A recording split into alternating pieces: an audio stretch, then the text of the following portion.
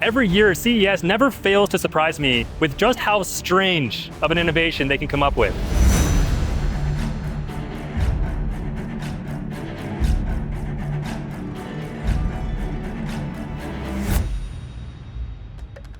We've spent over 24 hours trying to find the most ridiculous thing here at CES, and I think we're just scratching the surface, because check out what we just found. A robotic hand marionette. Honestly, a pretty good way to demo what the robotic hand can do, because I can't do that with my hand. Look how good it is at it.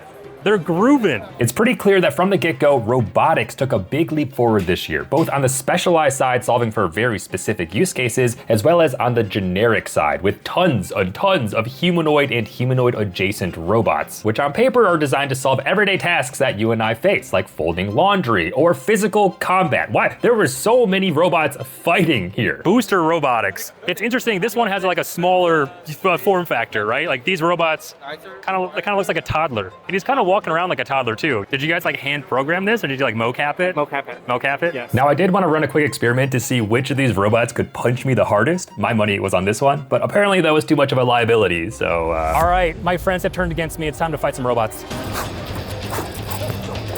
Whoa, whoa.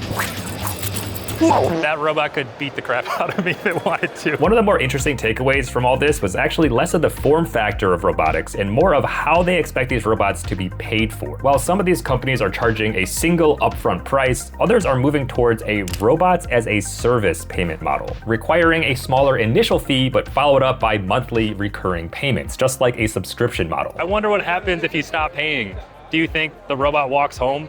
It's like, gets itself home. I think this one not being a humanoid makes it look a bit more friendly, but those long arms, man, those might give me some nightmares. Look how long the arms are. Now that's one way to make a robot look a bit more friendly. Cover it in felt, so it looks softer to the touch. I would say this looks like a friendly robot. Check out the biceps on this robot. Oh my gosh, what kind of workout you gotta do to get that build? The most Wall-E robot I think I've ever seen. Check out this design. This is the W1 from a company called Zeroth. And it looks so friendly, doesn't it? That's a robot that I don't think I'd be like scared if I woke up in the middle of the night and it was roaming my house. That's the closest thing to actually Wall-E that I've seen. Like, I feel like because it's so stout, it almost looks like a little pudgy, you know? Which makes it look friendly. And its eyes are big too. I feel like that's a big one. Like babies with their big eyes. What are the use cases of this one? The use case is for camping. They can drag a car, a trailer behind it. They can drag a trailer? Yes. What? Like how big of a trailer? Wait, are you saying it can pull an entire trailer that you can like sleep in? No. Oh, okay, okay, that makes sense. Oh, okay, like a wagon type of deal. Wagon, yes. Okay, who do you think would win in a fight? That robot that was boxing and kicking and spinning and stuff? Or a robot that can shoot a bow? That's crazy. This is just entertainment, apparently. Do we want to be teaching robots how to do all this stuff? It's very interesting. Are we gonna regret it? Maybe. Actually, that's what we should have it do. Check out that robot cleaning the bathroom.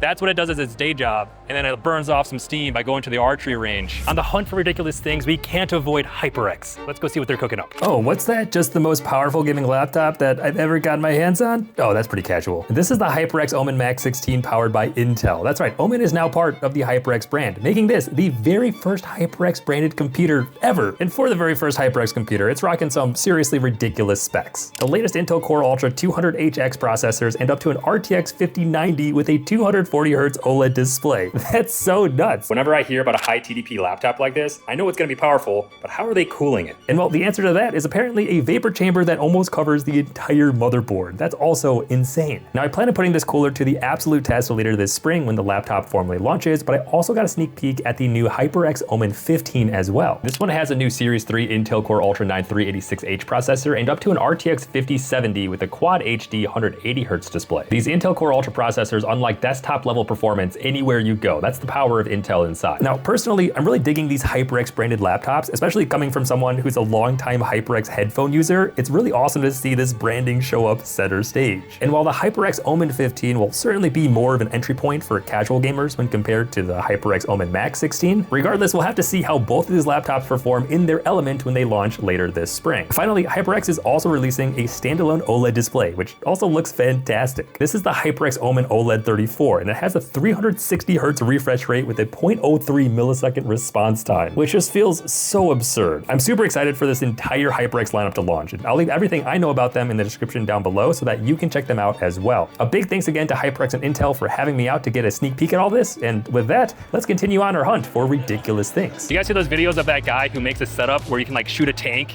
and it's like it actually shakes his entire setup? I feel like he would like this size of a haptic engine, which in reality I guess are this size. Let's give it a feel. It is actually pretty intense. Picture this, it's Monday morning, you don't want to sit in traffic, so what do? You fire up your quadcopter. I've seen how people drive on the road. I'm not trusting anybody to fly that thing. Do you need like a license to fly one of these? No need for that one, no need. No need? Yeah. Oh my gosh. Yeah, okay, so they can go yeah. 50 miles an hour. That's Yeah. absurd. Maximum flight time, 20 minutes. Do they run off of battery, gasoline? What do they run off of? Battery? Yeah. Are we allowed to go inside of it? Yeah. Yes, we just race car it. I kind of feel like I'm in a derby car. That's the vibe I'm getting with all these like metal pieces. You do not need any type of extra license to fly this wonderful craft right here. All you have to do is, you know, toss up potentially 50 grand. This potentially might be the most ridiculous because you can actually buy this. They said they're shipping them in June, which means they're commercially ready, like right now. First attempt of being a cyborg, or at least controlling a cyborg. Of your finger. See here. Oh, wow, so I could play rock, paper, scissors against myself and never win. Rock, paper, scissors, shoot. Damn it. Oh! Okay. So, wow. Oh, I got shooters. I feel like I just won a claw machine. Oh, this is so intense.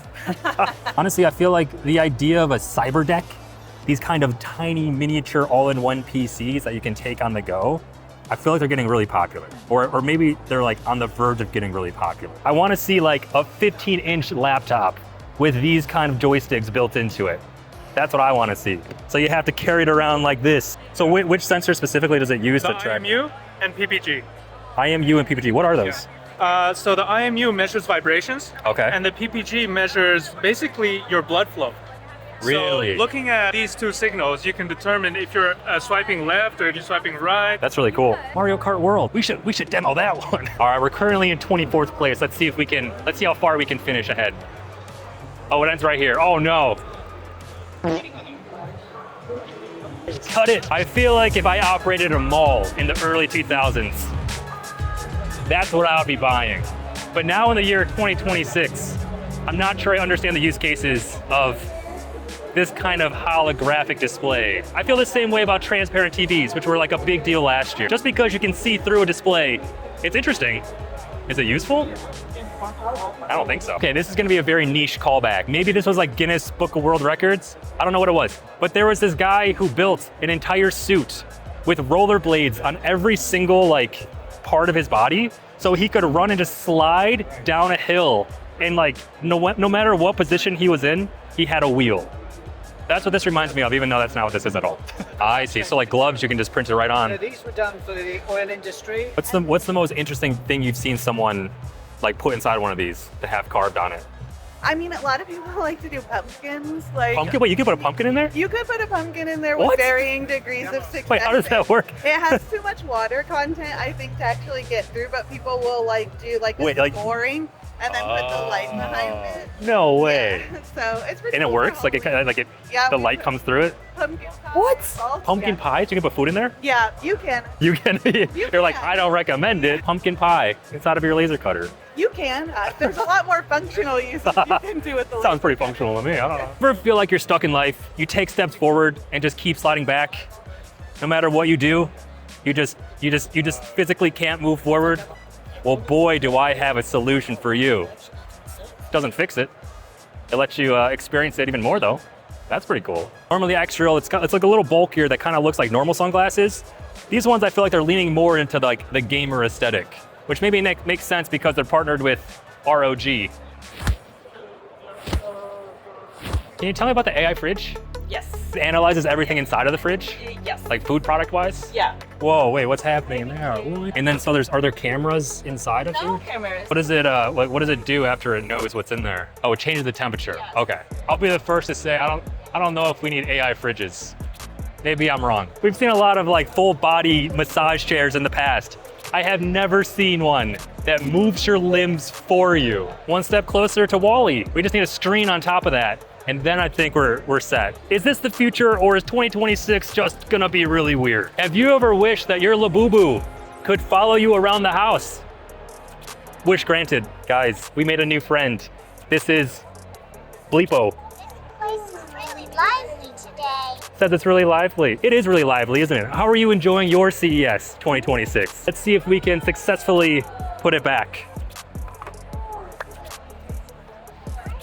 See ya, Beepo, or whatever I call it. It might not look like a smaller version of a 5090, but it is. In comparison, here's a more chunky size, let's say. There's 2 pass-through fans here and a hidden one inside, allowing it to be cooled while also being smaller. Just funny to say about a 5090, because it's always so big. The Infinity 5090. That's crazy. I love GPUs. How do you guys feel about motherboards being like completely enclosed except for a single PCIe slot? Oh, there's all your access. Wow, look at how many slots there are for M.2s. Hi. What would even fit in there? You'd have to have like a single or a half-size card slot right there.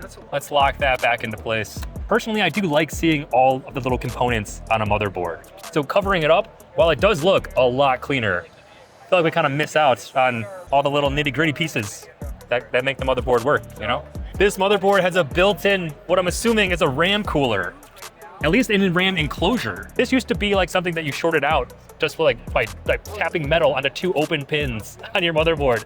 Now you have such a sleek interface. These haven't launched yet, right?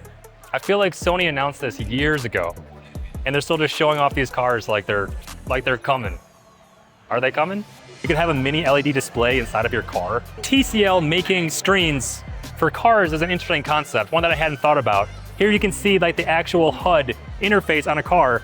This whole display was made by TCL, like a TV company, which is kind of interesting. The idea of these companies that have spent a lot of time and technology building out their, screens, applying those into vehicles. Flexible screens inside of your car.